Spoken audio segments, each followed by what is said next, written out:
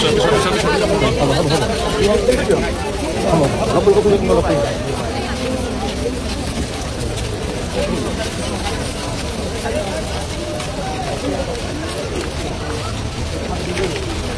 আছে নিরূপল মই সব নিরূপল সব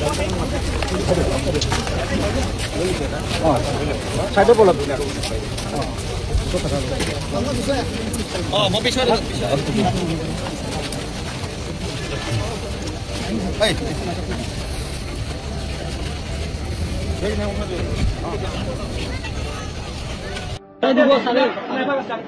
গতিকে ইয়াত কোনো চেনেল ভাল নালাগে ন দেখিবলৈ স্থাপনা আছে চবে স্থাপনা বেগ কৰি পেলাই জোতা আছে চবে কিনি আছে ভাল নালাগে ন স্থাপনা হ'ব ইয়াত স্থাপনা আছে ন বেয়া লাগিছে ন স্থাপনা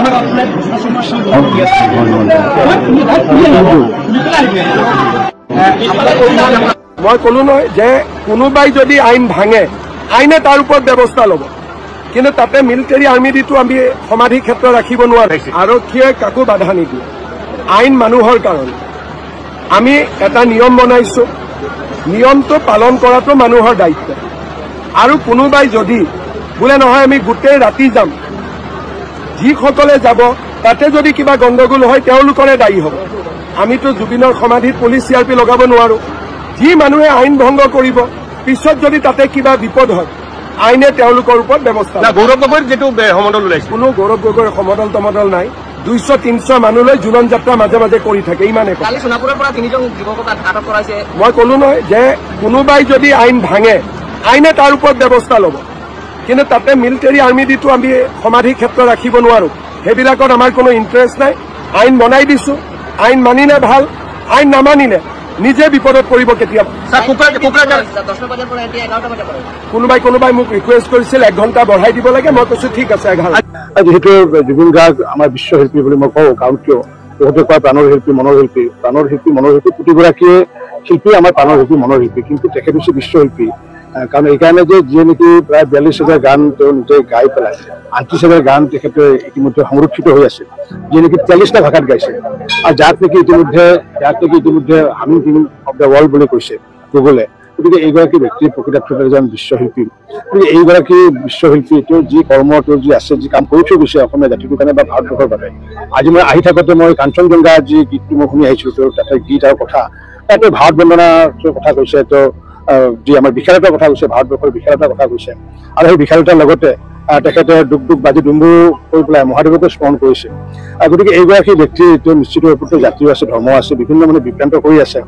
তেওঁ জাতি নাই ধৰ্ম নাই বুলি তেওঁ জাতি ধৰ্ম নাই বুলি তেওঁ কাহানি কোৱা নাই তেওঁ কাঞ্চনজংঘাতে কৈছিলে মোৰ আজিৰ পৰা মোৰ কোনো জাতি নাই ধৰ্ম নাই সেইটো আছিলে যে কাঞ্চনজংঘাক লৈ গৈছিলে কাৰণ কাঞ্চনজংঘাখন হৈছে এখন পৰ্বত এই পৰ্বত পাহাৰ নদ নদী পশু পুখুৰী তৰু লতা এইবোৰৰ কোনো জাতি ধৰ্ম নাথাকে মানুহৰ জাতি ধৰ্ম থাকে যেনেকৈ সনাতন মানে ধৰ্ম আমাৰ ইছলাম ধৰ্ম আছে বুদ্ধ খ্ৰীষ্টান আছে শিখ আছে বিভিন্ন সকলো মানুহৰে পৃথিৱীত যিমান মানুহ আছে সকলো মানুহৰ ধৰ্ম আছে ধৰ্ম নোহোৱা মানুহ